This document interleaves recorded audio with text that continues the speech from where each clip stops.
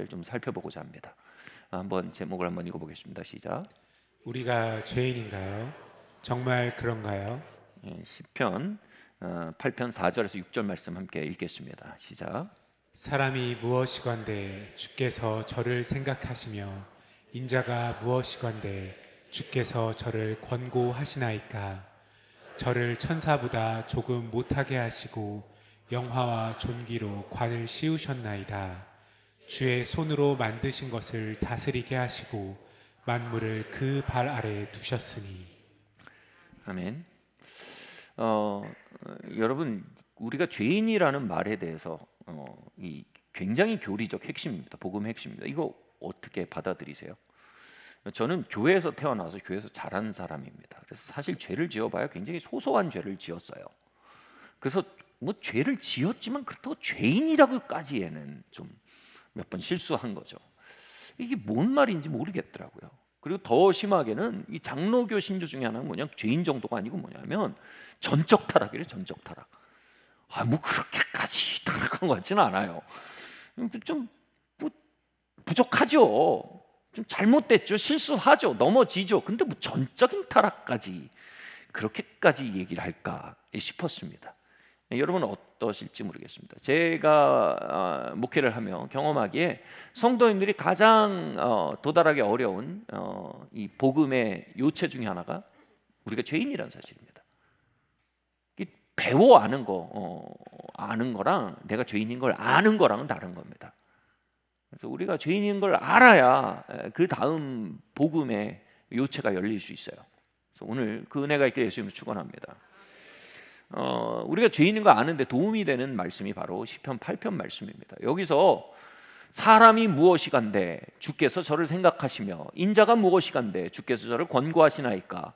저를 천사보다 조금 못하게 하시고, 여기서 천사보다 조금 못하시겠다는 말이 원래 히브리어 성경, 구약은 히브리어죠. 히브리어 성경을 보면 엘로힘입니다. 다시 말해 저를 하나님보다 조금 못하게 지으셨으며 영광과 존귀로 그에게 크라운, 왕관을 씌워 만물을 다스리게 하셨습니다. 이렇게 돼 있는 겁니다. 근데 아마 이걸 번역하는 사람이 하나님보다 조금 못하게 지으셨다는 그 말이 받아들이기가 힘들었는지 이 구약을 헬라어로 바꾼 성경이 있어요. 거기서는 엘로힘 앙겔로스, 그러니까 천사로 번역을 했어요. 그걸 갖다 써버린 거예요. 어떻게 인간을 하나님보다 조금 못하게 지었다고 쓸 수 있냐? 아마 그런 취지에서 다른 번역본을 가져왔던 것 같습니다. 그러나 이 본문의 목적은 명료해요. 우리가 얼마나 존엄과 영광으로 지어졌는지를 우리에게 선언하는 거예요. 우리가 얼마나 존엄하고 영광스럽게 지어졌는지를 믿어야 우리가 살아가고 있는 모습이 거기서 얼마나 떨어졌는지를 비추어 알 수 있는 거예요. 그래서 하나님보다 조금 못하게 지었단 말은 히브리어로 보면 또 점이 가경이에요. 뭐냐면 하나님의 버금가는 존재로 지었다 이겁니다. 하나님과 버금가는 존재로 지어 우리에게 영광과 존엄의 왕관을 씌워 피조계를 다스리게 하셨다. 하나님의 사람이 뭔데 사람을 이렇게까지 생각해 주십니까? 이렇게 존엄하고 영광스러운 존재로 지으셨습니까? 이 얘기입니다. 근데 여기서 그 지적 뭐라고 말합니까? 사람이 무엇이간데 저들을 권념하시나이까, 권고하시나이까 이런 거죠. 권고라는 말이 히브리어를 보면 비지테이션입니다. 방문하심입니다. 하나님의 사람을 생각해서 방문하신 일이 뭐예요? 예수 그리스도가 육신을 입고 성육신 하셔서 이 땅에 오신 사건을 말하는 겁니다. 그래서 예수님이 이 땅에 오셔서 성육신하셔서 이 땅에서 십자가에 죽으시고 부활하신 중요한 목적이 뭐냐면 사람이 가졌던 원래 존엄과 영광을 되찾기 위한 싸움이었다 이겁니다. 아멘. 사실 그 아담의 때에 죄와 타락 이전의 사람에 대한 묘사를 보면요 기가 막힙니다. 우리가 아담을 자꾸 이 정원지기 정도로 생각하는데 동산을 다스려 지키게 하라는 말씀을 잘 보면요 거기에는 모든 동식물에 이름을 지으라라는 말이 나옵니다. 근데 이름을 짓다는 게 그냥 장명을 했다는 뜻이 절대 아닙니다. 그것은 히브리어의 어떤 관용적 어구인데 어떤 존재의 특질을 발견해 그 특질이 꽃피도록 양육하라는 뜻입니다. 예, 엄청난 일이죠. 그러니까 코끼리를 딱 봤는데 그 코끼리의 특질이 있잖아요. 그 특질과 특성을 파악해서 코끼리가 정말 코끼리가 될 수 있도록 코끼리를 양육하는 존재가 아담이었습니다. 사과나무의 특질과 특성을 알아 사과나무가 정말 사과나무의 목적을 이룰 수 있도록 그 목적을 끌어내주는 일을 했던 게 아담이었습니다. 그래서 혹자는요, 이 일들을 다 할 수 있어서 아담은 타락 이전에 하나님의 영광과 존엄을 가진 존재, 다시 말해 그의 잠재력이 완전히 현현한 상태인 거죠. 제한이 없는 상태인 거죠. 그래서 IQ가 한 8, 900 정도는 됐을 거다, 이런 얘기를 하는 사람이 있어요. 일전에 영화를 봤는데 영화 제목이 리미틀레스인가 그래요. 한계가 없는. 이게 뭐냐면 인간의 뇌가 10% 이상을 쓰고 살기 힘들어져. 10%, 20% 이상을. 다 이게 뭔가 이 잠겨 있다는 거예요, 우리의 뇌가. 어떤 알약을 먹으면 그 잠겨 있는 게 터져서 뇌를 다 쓸 수 있게 되는 거예요. 한 노숙자 같은 정말 삶의 패배자가 그 알약을 손에 얻게 돼가지고 뇌를 다 쓰게 되니까 짧은 시간에 정말 세계를 움직이는 사람이 돼버립니다. 이 농담 같은 이 영화가 어쩌면 인간의 타락과 회복에 대한 이야기일 수 있어요. 아담은요, 자신이 하나님의 형상으로 가지고 있던 영광과 존엄을 완전히 현현하고 살던 사람이었고, 인간의 죄와 타락의 문제는요, 그 하나님의 형상으로서의 존엄과 영광을 현저히 떨어뜨리는, 파괴하는 일로서 우리에게 벌어졌다라는 얘기가 되는 겁니다. 여러분, 우리에게도 맡겨진 정원이 있죠. 동산이 있죠. 가정이란 동산이 있습니다. 배우자라는 동산이 있습니다. 아이들이란 동산이 있습니다. 우리는 이 각 사람의 특질과 부르심과 목적을 파악해서 그것이 꽃피도록 불러내 주도록 위임받은 사람들이에요. 다시 말해 우리는 오늘의 삶을 걷는 아담이에요. 근데 그 존엄과 영광이 우리 안에 잠겨 있어서 다스리는 자로서가 아니라 그걸 불러내고 끌어내고 우리에게 맡겨진 일들 속에 있는 특징과 특성을 파악해서 그것이 목적을 이루도록 끌어내주고, 이런 지혜와 분별력과 용기와 사랑과 인내를 우리가 가지지 못한 채로 우리의 동산에서 마치 거대한 기계의 부속품처럼 겨우 끼어들어가는 게 우리 삶일 경우가 많다는 거예요. 거기서 다스리는 자가 아니라 희생자로 살고, 거기서 다스리는 자가 아니라 하나의 부품처럼 살아가는 경우가 많다는 거예요. 그게 뭐예요? 존엄과 영광의 관을 잃어버린 타락한, 망가진 인간의 현존이라는 거예요.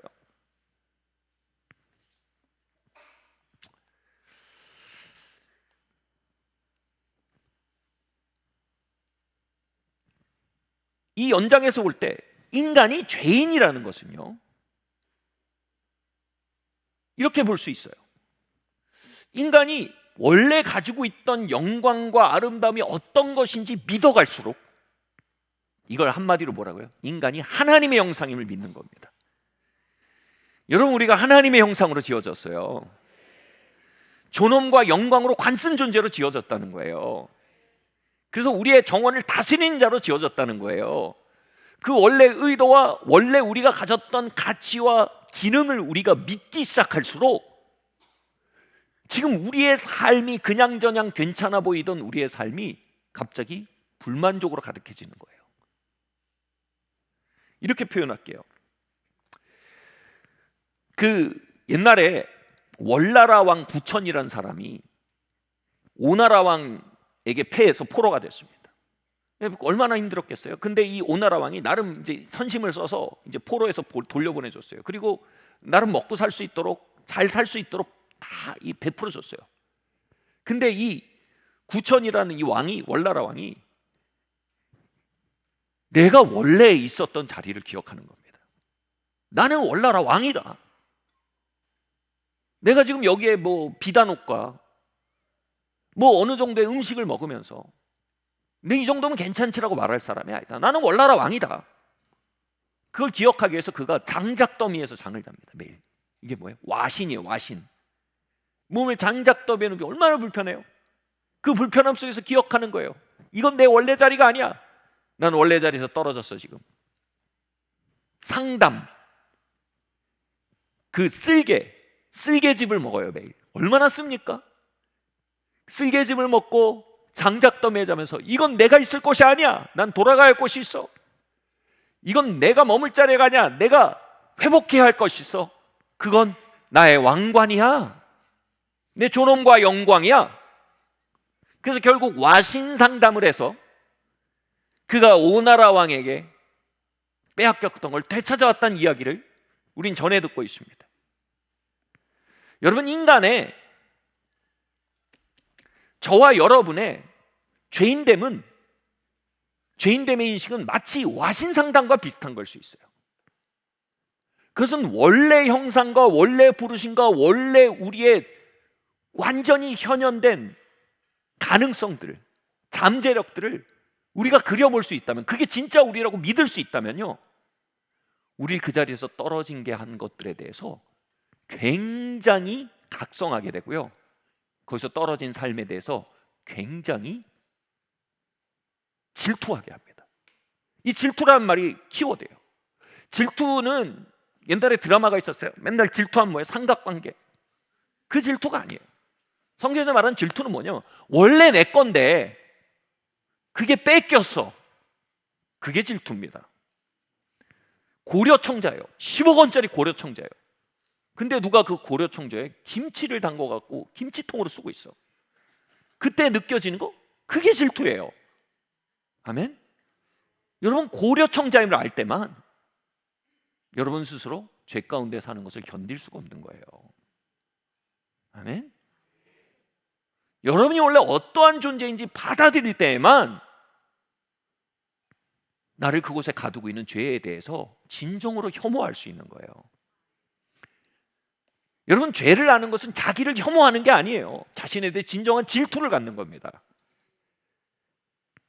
회개는요, 죄에 대해서는 혐오하되 나에 대해서는요, 하나님의 어마어마한 선포를 믿는 겁니다. 같이 한번 말해볼까요? 사람이 무엇이간데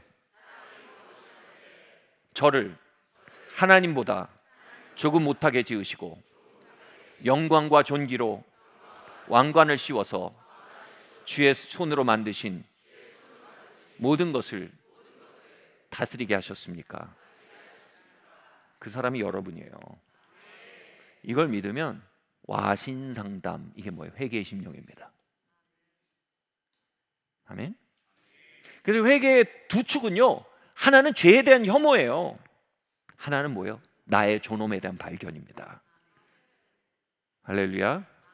이 두 번째를 되게 힘들어해요, 사람들이. 죄에 대한 혐오를 아는 것도 힘들어하고 나의 진정한 존엄을 믿는 것도 힘들어해요. 그래서 내가 죄인입니다라는 고백이 파워풀한 엔진으로 우리 안에 켜지질 못하는 거예요. 여러분, 이 질투가 우리 안에 돌아오길 바랍니다. 그럴수록 죄에 대해 이가 부득부득 깔리는 죄에 대한 혐오가 우리 안에 또 돌아오기를 바랍니다.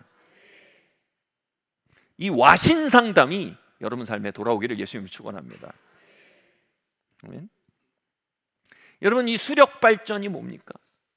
물의 낙차를 이용해서 전기를 일으키는 수력 발전이에요.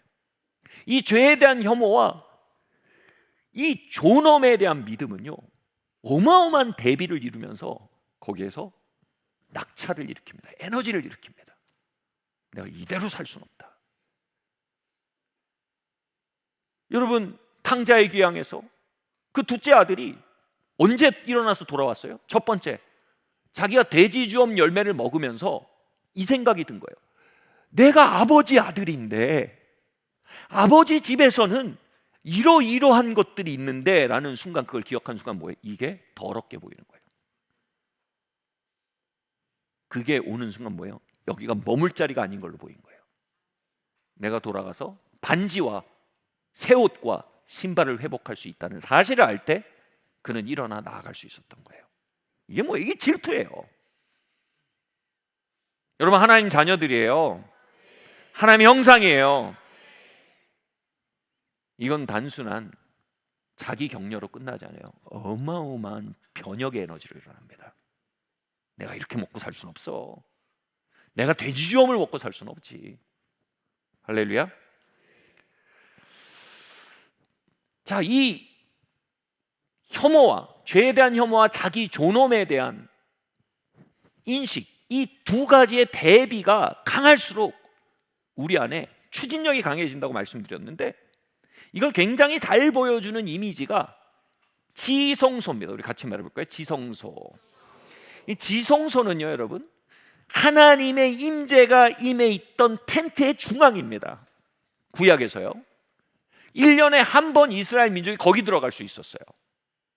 그리고 언제나 닫혀 있었습니다. 아마 구전으로 전해졌을 거예요.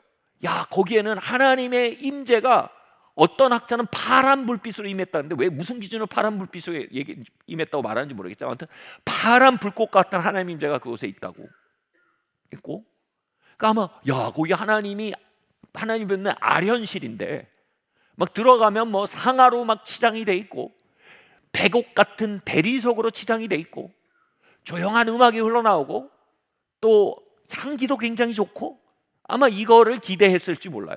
근데 정작 1년에 한 번 지성소를 향해 문을 열고 휘장을 열고 들어가면 어떤 풍경이 펼쳐지는지 아세요? 한번 보여주시겠어요? 지성소에 들어갈 때마다 매년 제사장들은요, 양의 피를 뿌리도록 명령받았습니다. 근데 세척하라는 명령이 없어요.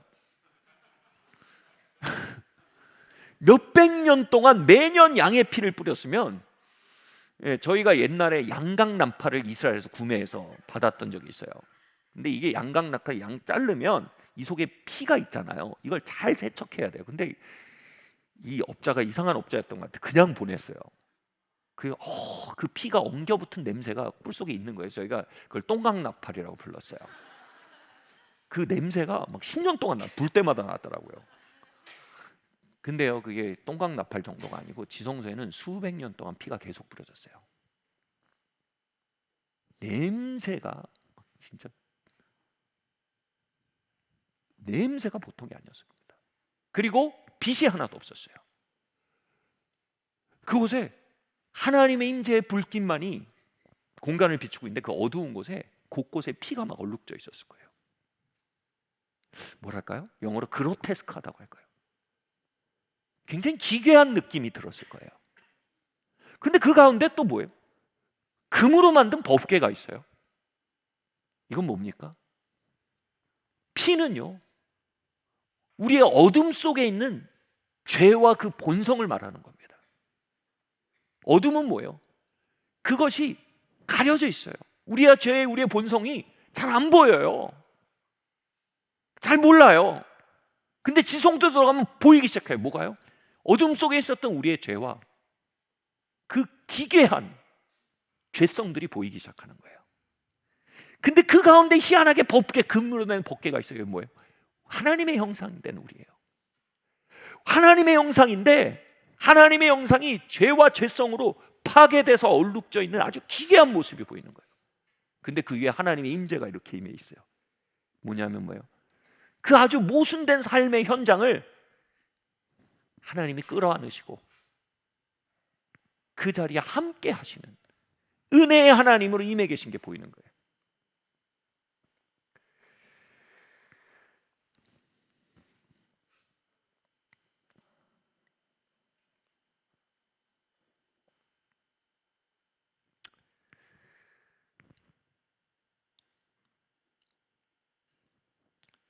여기서 하나님과의 만남이 벌어진다 이겁니다. 여기서 살아있는 하나님과의 교제가 시작이 된다 이겁니다. 뭐요?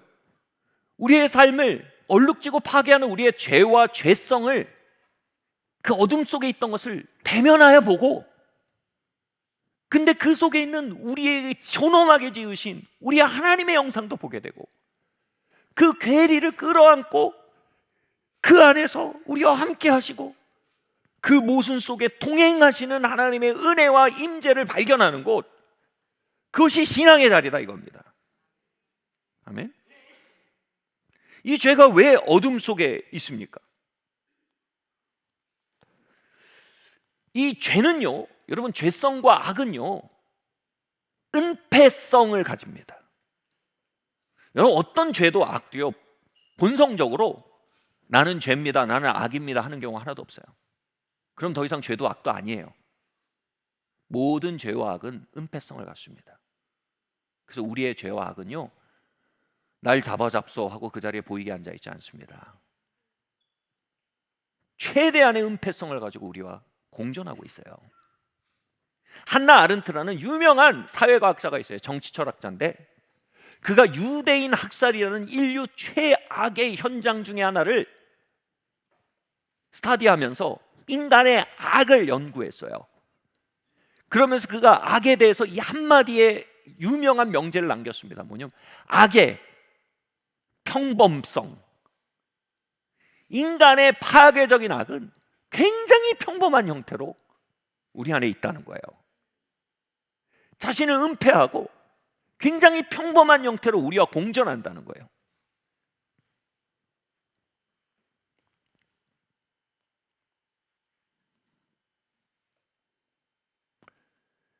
악은요, 깊어서 무서운 게 아니에요.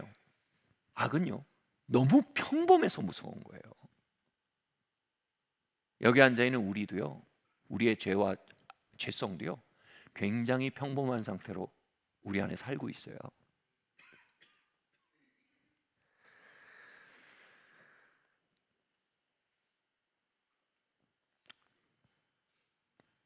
그 평범해 보이던 악을 민낯으로 만나고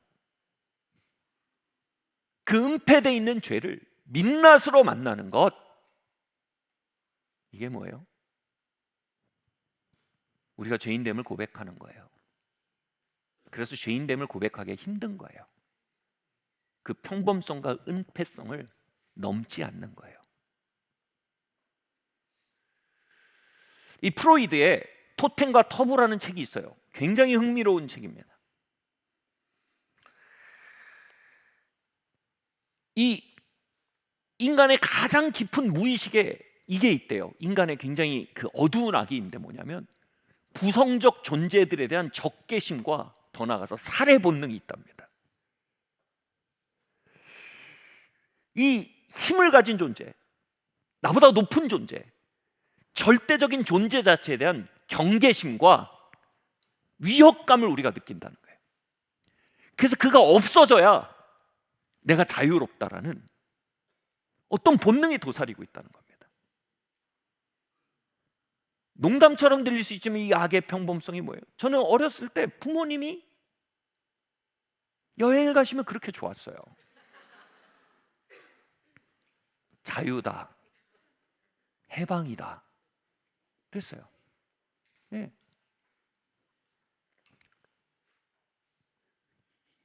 프로이드가 이거를 얘기하면서 인간의 가장 깊은 곳에 부성적 존재를 향한 살해 본능이 있다. 와, 제가 이걸 읽으면서 야, 프로이드 너무 어둡다.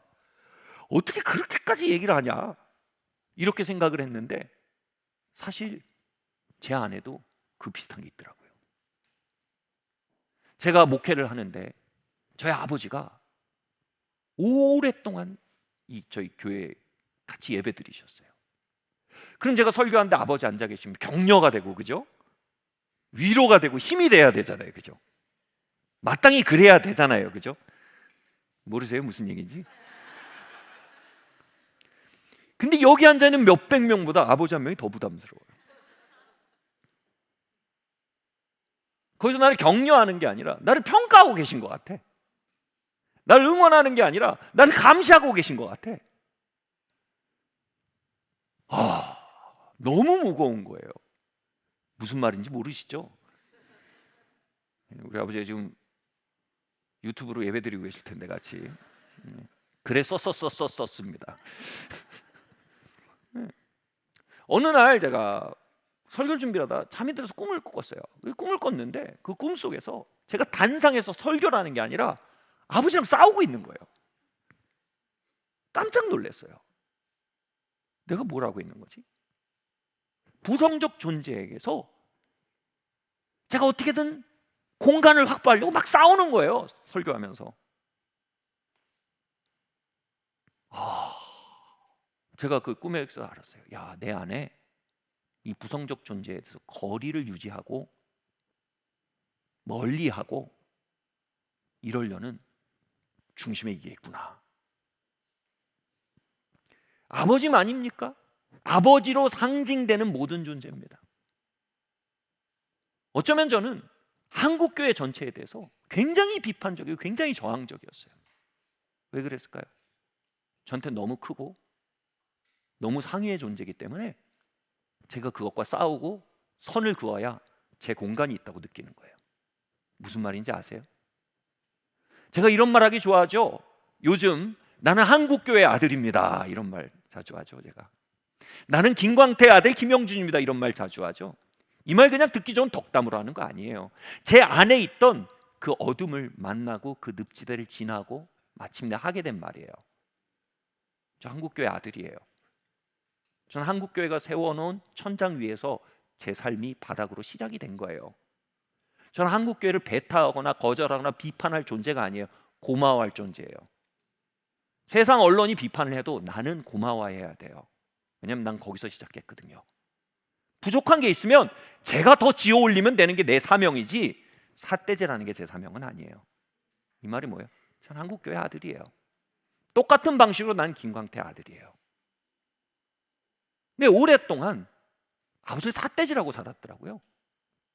삿대질해야 내 공간이 생긴 줄 알았어요. 여러분, 이 말이 무슨 말인지 아셨으면 좋겠어요. 왜요?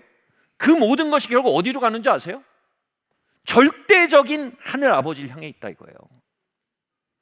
거룩하신 하나님, 전능하신 하나님, 진짜 부담스러운 거 뭐예요? 졸지도 주무시지도 않는 하나님, 진짜 무서운 거 뭐예요? 죄를 미워하시는 하나님, 거룩하신 하나님. 우리는 그것에 대한 어둠 속의 적개심을 가지고 있다. 이게 프로이드의 말이고, 지금은 저는 두 손을 듭니다. 당신 말이 맞다고.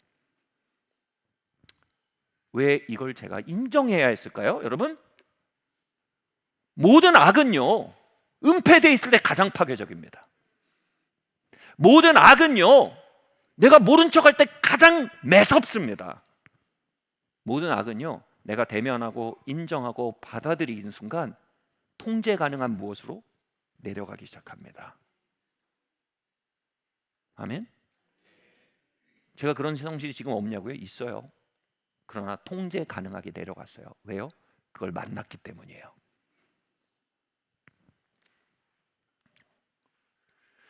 이렇게 안 보이게 이렇게 눌러놓은 적개심은 뭐냐면 수동적 분노라 그래요. 수동적 분노. 우리는 부성적 존재들에 대해 아주 타고난 수동적 분노를 가지고 있어요.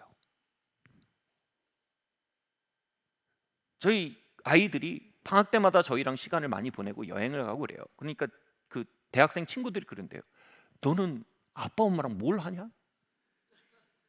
뭘 하냐? 그러니까 자기네들은 가까이 있으면 너무 부담스럽고 불편하다는 거예요. 뭘 하냐? 이게 뭐예요? 수동적 분노예요.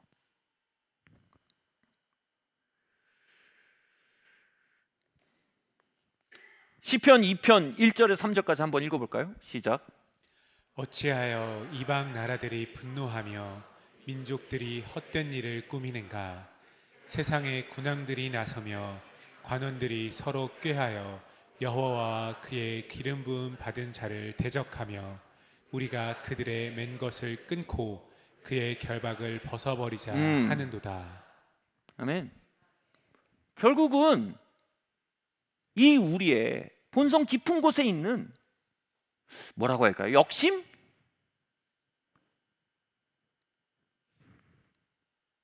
절대적으로부터 독립해야 내가 살 수 있다 라는 마음, 경계심, 그로 인한 조용한 거리두기,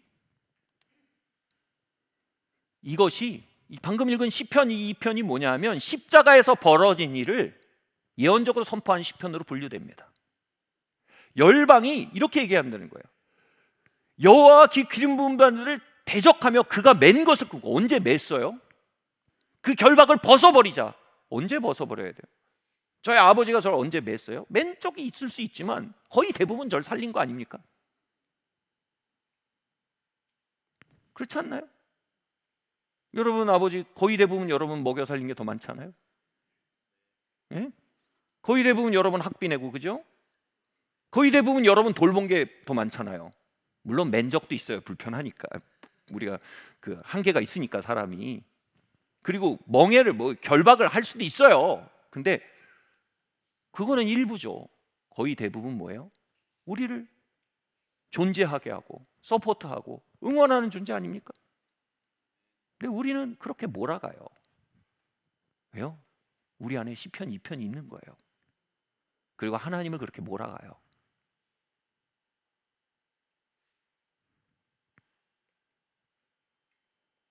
제가 기도 지도를 할 때 하나님께 마음에 있는 것을 개방하고 얘기하도록 하는 걸 굉장히 중요시합니다. 그럼 하나님에 있는 속에 있는 얘기를 다 개방하고 얘기하라 그러면 나오는 게 하나님 너무 사랑하고 너무 감사합니다 이런 거 안 나옵니다. 하나님 왜 이랬어요? 하나님 이러시기에요? 나한테 그때 왜 그랬어요? 막 이런 것만 디글디글 나와요. 그래도 그걸 만나고 인정해야 돼요. 그래야 그게 치유되고 회복이 돼요. 아멘. 자,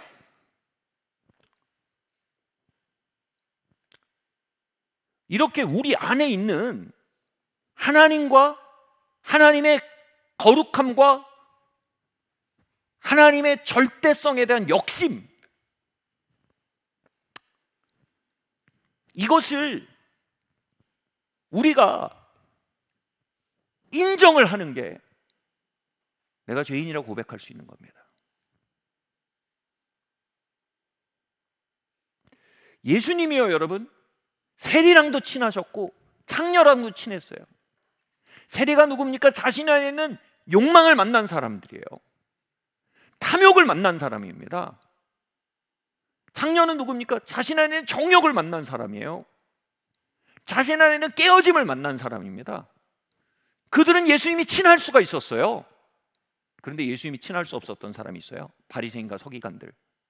그들을 회칠한 무덤이라고 불렀어요. 회칠한 무덤이 뭐예요?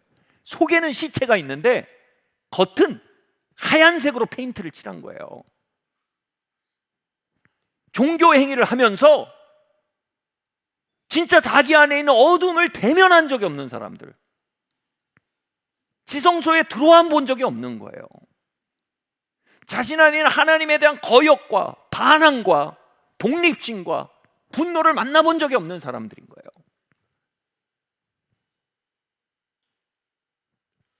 그들에서 예수님 뭐래요? 외식하는 자래요. 외식이 나가서 밥 먹는 게 아니에요. 외식하는 자는요, 위선자라는 거예요. 여러분, 위선자라는 건 무슨 국회의원만 위선자가 아니에요. 위선자가 누가 위선자인지 아세요? 뻔히 자신 안에 있는 어둠이 열매를 자꾸 맺는데 그걸 책임지지 않는 사람들이에요. 뻔히 자신 안에 있는 어둠이 결과를 계속 가져와요. 그래도 계속해서 미화하고 축소하고 탓돌리고 다른 사람 이유로 바꿔서 자신 안에는 악이 계속 일관된 열매를 맺어도 그것을 들여다보려고 하지 않는 사람이에요. 여러분, 혹시 여러분 안에 있는 악이 삶의 지속적인 열매를 맺고 있지 않습니까? 그 지속적인 열매 앞에서 That's my fault. 이건 내 문제다. 이건 내 안에서 비롯되고 있는 것이다. 이것은 내가 피해오던 어둠이 삶에 가져온 발자국이다. 여러분, 그 기회를 번번이 탓돌리기나 게으름이나 눈 감기나 중독으로 덮어버리고 나면 그게 우리가 위선자의 길을 가는 거예요. 거기선 예수님과 친할 길이 없어요. 다시 말씀드릴게요. 악은요, 언제 힘을 잃어요? 그것을 대면하고 받아들일 때 비로소 힘이 훅 떨어집니다. 아멘. 사람이 어떻게 그럴 수 있어? 이런 사람은요, 진짜 무서운 사람들입니다. 진짜 무서운 사람들이에요. 네, 야, 내가 그럴 수 있구나, 내가 저럴 수 있구나. 이런 사람들은 주님과 동행할 수 있는 사람들이에요. 아멘. 이거를 뭐라 그래? 다른 말로 순진무구함이란 표현을 쓰더라고요. 자기에 대해서 너무 순진무구한 거야. 다른 사람은 철저하게 알아요. 근데 자신의 악에 대해서는 순진무구해요. 예.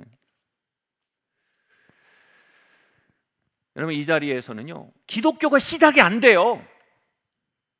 이 자리에서는 그냥 종교 활동은 가능해요. 근데 복음이 역사를 안 해요. 아멘.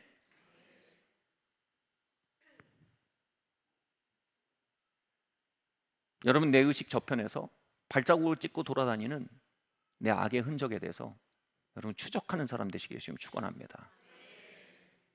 아멘. 거기서 지성소가 시작이 됩니다. 할렐루야.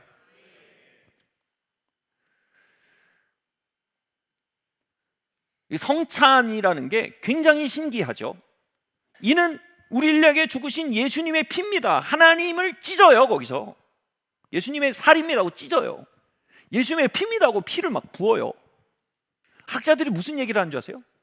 그거는 우리 안에 있는 하나님에 대한 가해성을, 수동적인 분노를 시인하는 일이라는 거예요. 드러내놓고요. 우리를 위해 찢긴 살이란 뭐냐면 우리가 찢는 살이라는 거예요. 우리를 위해 흘린 피란 건 뭐예요? 우리가 흘리게 하는 피라는 거예요. 내 죄를 위해서가 아니라 내 죄가 그렇게 한다는 거예요. 내 욕심이 그것을 향해 공격성과 분노와 적개심으로 아버지를 죽이는 에너지로 하나님을 죽인다는 거예요. 그들은 이런 얘기까지 합니다. 이렇게 우리의 하나님을 향한 숨어있는 적개심과 숨어있는 거역심들이 하나님 없는 게 나을 것 같다는, 이거는요, 거기서 현장화되고 인정될 때 어떤 일이 벌어지냐면, 여러분, 성찬이 되어질 때 굉장히 많은 기적적인 치유가 벌어지는 거 아세요? 그 치유의 이유가 된단 말까지 합니다. 왜요? 우리의 삶에서 어둠이 인정될 때 회복이 시작이 된다는 거예요. 아멘.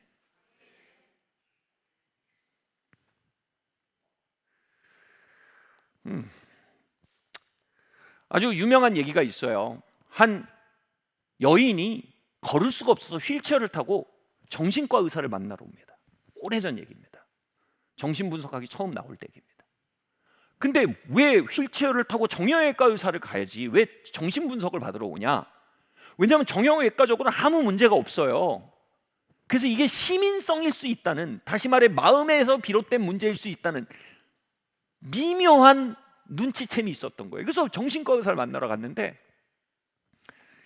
얘기하면서 그 안에 악의 은폐성, 저 구석에 치워놓고 있던 자신의 악의 문제가 자신도 완전히 잊어버렸어요. 왜냐하면 우리가 그게 클수록 더 인식을 안 하려고 했거든요. 그래서 이 사람은 완전히 잊어버렸어. 무슨 일이 아니면 자신의, 아침 드라마도 저리 가라요, 자신의 그 형부와 바람이 난 거예요.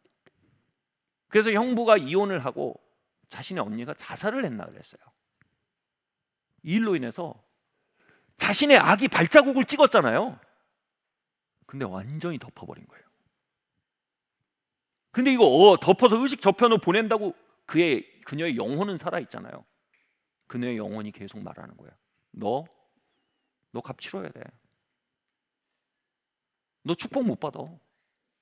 너 저주 받아야 돼. 그녀의 영혼이 계속 말하는 거예요. 그래서 그로 인해서 결국 그녀의 다리를 걷는 기능 자체가 빼앗겨 버린 거예요.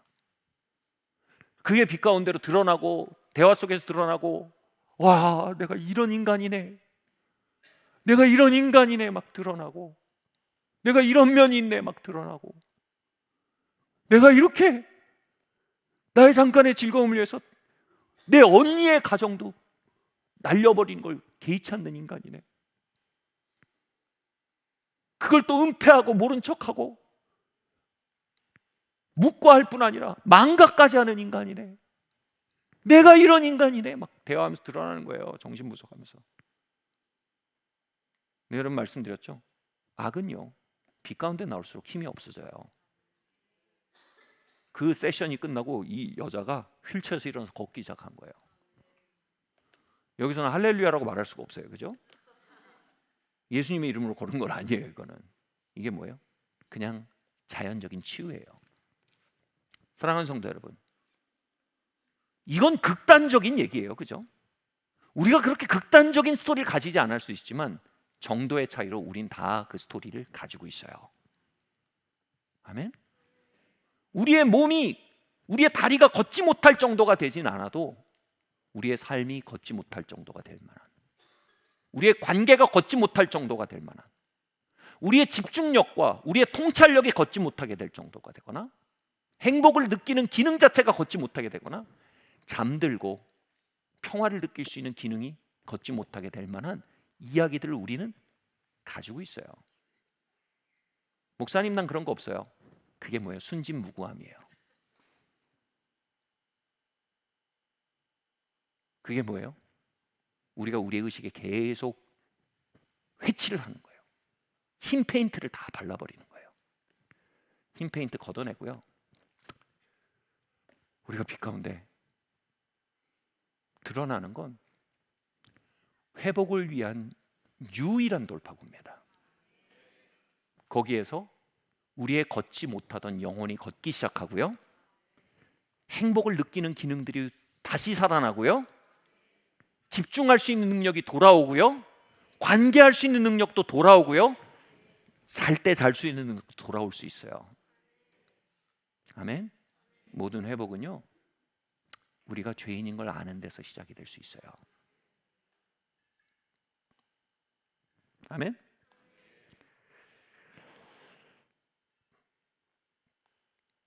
사도행전 3장 19절 말씀 함께 읽겠습니다. 시작. 그러므로 너희가 회개하고 돌이켜 너희 죄 없이 함을 받으라. 이같이 하면 새롭게 되는 날이 주 앞으로부터 이를 것이요. 아멘. 여러분, 이게 뭐냐 하면 사도행전에서 초대교회가 시작될 때 스타팅 멤버입니다. 5천 명이 오순절 다락방 사건으로 회개를 하고 돌아왔어요. 그런데 이 5천 명한테 베드로가 했던 설교인데, 이 내용을 보면 뭐냐면 거기 모였던 회심한 5천 명이 누군지 아세요? 오순절 때인데 오순절 전에 사순절이 있었어요. 그죠? 사순절 때 예수님을, 6월절 때 예수님을 십자가에 못 박아라는 그 사람들이에요. 그 사람들이에요. 같은 사람들이에요. 예수님 십자가에 못 박아라 그러니까 본디오 빌라도가 뭐라고 얘기해요? 바라바와 예수 중에 누구를 풀어주려 하니까 굳이 예수를 못 박으십시오. 그들의 하나님과 관련된 것에 대한 적개심, 저 없어야 돼. 저거 군중심리라는 은폐성 속에서 자신의 책임을 덮어버리고, 나만 그랬어, 다 그러는데 라는 곳에서 자기네 분별력을 마비시키고, 그 속에서 하나님과 하나님의 대변자들과 하나님의 질서와 하나님의 가치를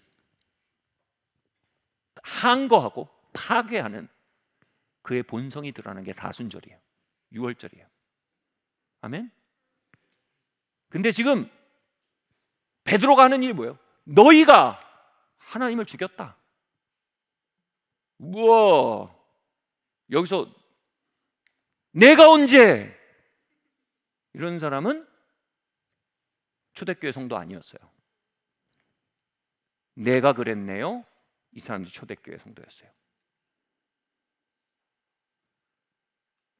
내가 그랬네요. 내가 하나님 거룩을 싫어하네요. 내가 하나님 주권을 싫어하네요. 내가 하나님 내게 베풀어 주신 일을 기뻐하기보다 내게 해주시지 않은 일로 멱살 잡고 시비하는 사람이네요. 내가 하나님이 베푸신 모든 은택에 대해 감사하기보다 아직 되어지지 않은 일로 인해 하나님을 공격하는 사람이네요. 내가 부성적 존재를 죽이고자 하는 자네요. 내가 회칠한 무덤이네요. 여러분, 이 사람들이 그걸 볼 때 무너져 내렸대요. 우리가 어찌할꼬? 아니, 내가 이런 존재네. 한번 그림 보여주시겠어요? 이 사람들이 여러분 오순절 날 초대교회 성도들이 된 거예요. 예수님 십자가에 못 박은 사람들이요.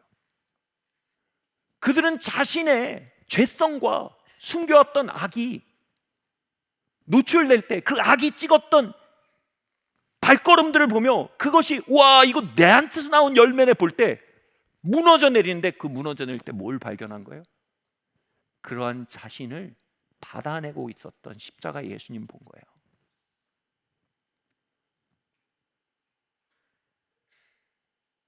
이 그림이 forgiven이라는 그림이에요. 용서받음, 용서받은 자.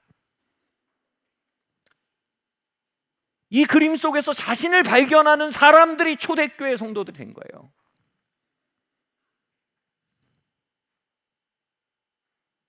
우리 목사님 중에 한 딸이 지난 1월, 2월 때 저기 막 회개의 불이 막 부어질 때 회개가 터졌어요.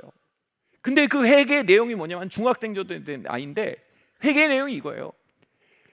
자신이 아버지가 목사인 게 너무 싫은 거예요. 두 번째로 자신이 크리스찬인 게 싫은 거예요. 그래서 어른이 되는 순간 자신은 교회를 다니지 않겠다라고 마음속으로 마음을 먹은 거예요. 이게 뭐예요? 마음속에서 하나님 죽인 거예요. 아, 이런 존재가 없어야 내가 숨을 쉴 수 있다. 해피라니 우리 아빠 목사냐. 근데 그 순간 그 회개의 불빛 안에서 자신이 부성적 존재를 죽이고자 하는 존재임을 발견한 거예요.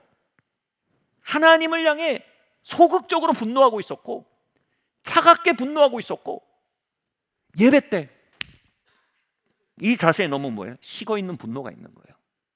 여러분 심리학적으로요, 무관심은요 반복되고 만성적인 분노의 결과입니다. 여러분 성도가 어떻게 하나님께 무관심해요?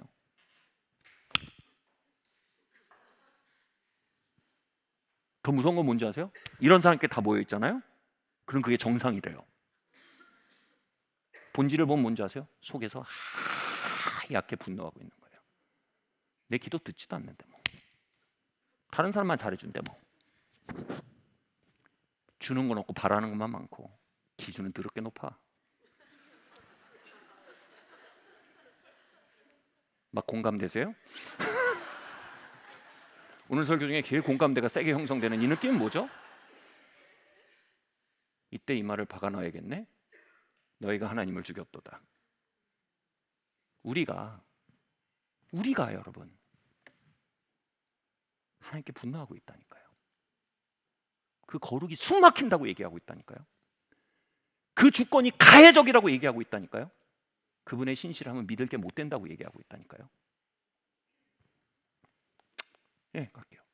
이 아이가 자신의 그 마음을 보고 돌아와서 아버지에게 와서 문을 열고서 아빠하고 막 펑펑 우는 거예요. 그래서 그 아버지가 이제 겁이 난 거예요. 학교에서 무슨 사고를 쳤나.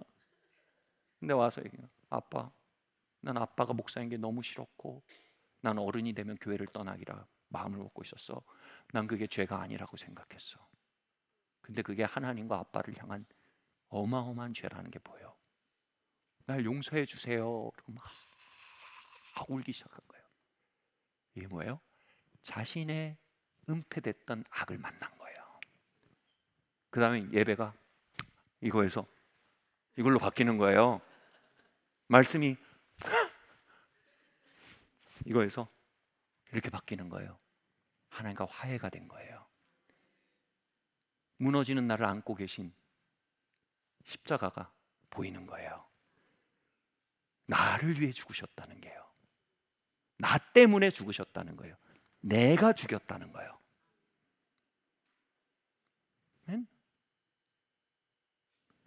그리고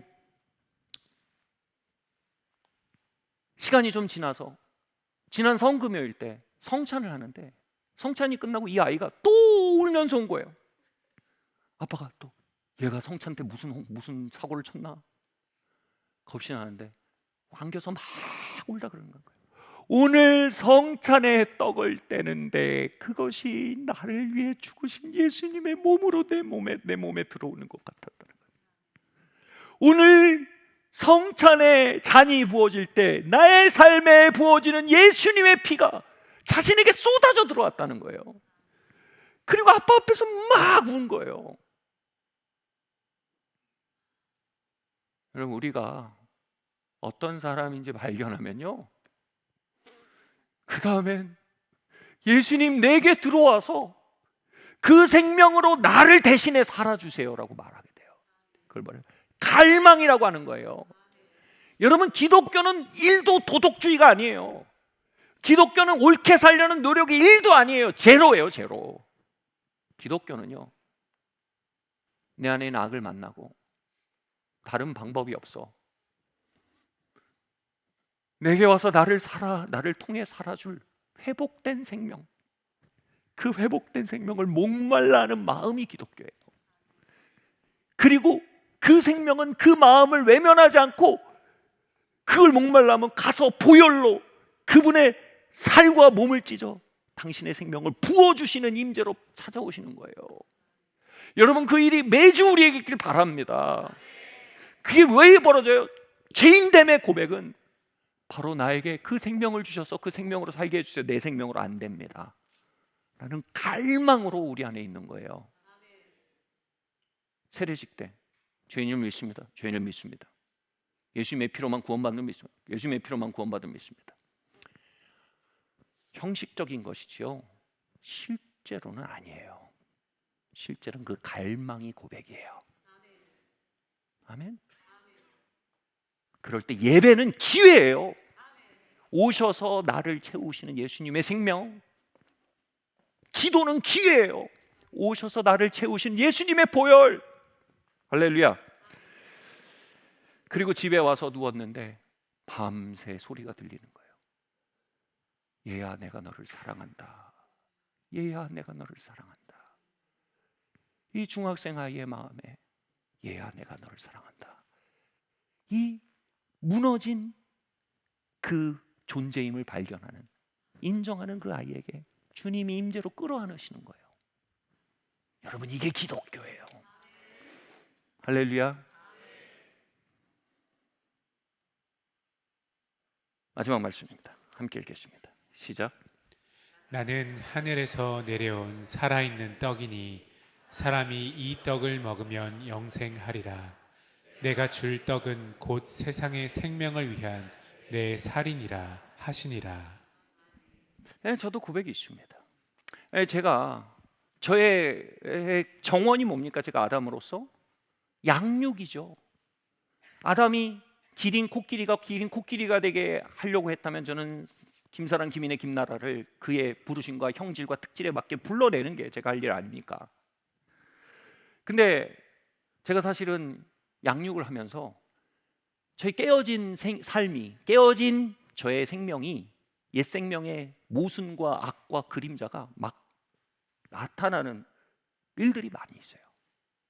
특별히 제가 첫째 아이를 키울 때 좀 되게 혹독했어요. 오늘 막 우리 아버지 듣고 계시고 첫째 아이도 듣고 있는데 막 다 얘기가 나오는데 우리 아내는 오랜만에 쉬고 있어요 지금. 다음 주에 봐요. 근데 예, 어머니 방심하지 마시고요. 근데 혹독했어요. 근데 제가 이 양육에 있어서 굉장히 중요한 돌파구가 있었어요. 지금 제가 제 딸 많이 좋아하고 딸이 저 많이 좋아하거든요. 저희 둘이 시간 많이 보내요. 근데 이 돌파구가 없었다면 정말 무서웠을 것 같아요. 한 번은 이 아이의 어떤 잘못에 대해서 제가 막 밀어붙이는데 엄청 혹독한 거예요. 이제 다 끝났어요. 그래도 끝나면서 야, 이놈아, 네가 잘못했고 이놈아, 이렇게 해서 네가 바로 잡혀야 돼요. 보냈어요. 근데 제가 이제 어디 가려고 화장대 앞에서 이렇게 머리를 만지고 있는데 갑자기 제 족적이 보이는 거예요. 이 양육 시스템 안에 있는. 그래서 뭐가 보인 줄 아세요? 거기서 이 아이가 저희 교회와 저희 학교에서 자랐잖아요. 그러니까 이 아이가 잘못을 할 때마다 그걸 저희 교회와 학교를 향한 위협으로 받아들인 거예요. 저도 몰랐어요, 제가 그러는 줄. 그래서 얘가 이러면 내 지도력이 흔들린다. 얘가 이러면 우리 교회와 학교 진짜 뼈를 갈아넣고 있는 학교와 교회에 위협이 된다. 다시 말해 애가 하는 실수로 봐있는 게 아니고 사역에 대한 위협으로 받아요. 목사님 어떻게 그럴 수 있어요? 제가 그러더라고요. 그게 제 어둠이에요. 그게 제가 그걸 양육적으로 접근하는 게 아니라 복수로 접근한 거예요. 다시는 이렇게 하지 못하게 만들겠다. 그리고 더 무서운 건 뭐예요? 그걸 은폐한 거예요. 널 위해 이런 거야. 그 순간 제가 화장대 앞에서 주저앉았어요. 아까 그 그림처럼요. 뭐 100% 그렇지는 않겠지만 그게 적지 않은 거예요. 주저앉았어요. 그리고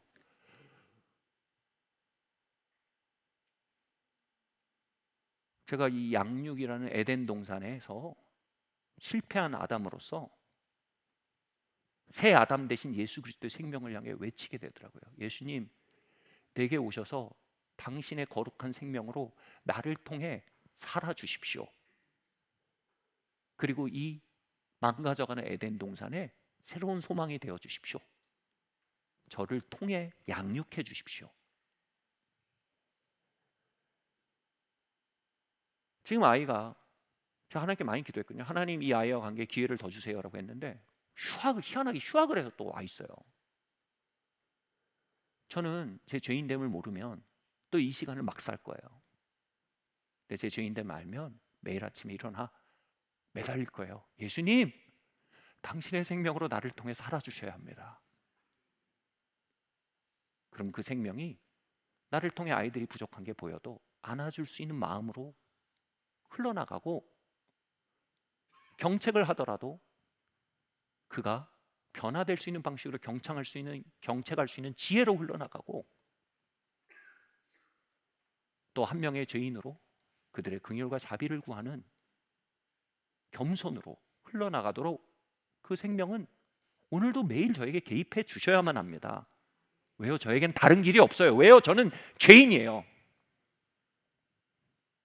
똑같은 방식으로 저는 부부관계라는 정원 속에 죄인임을 만납니다. 똑같은 방법으로 저는 목사라는 정원에서 저의 죄인됨을 만납니다. 똑같은 방법으로 저는 저의 사무실에서 상관이라는 상관됨, 보스됨이라는 정원에서 죄인됨을 만납니다.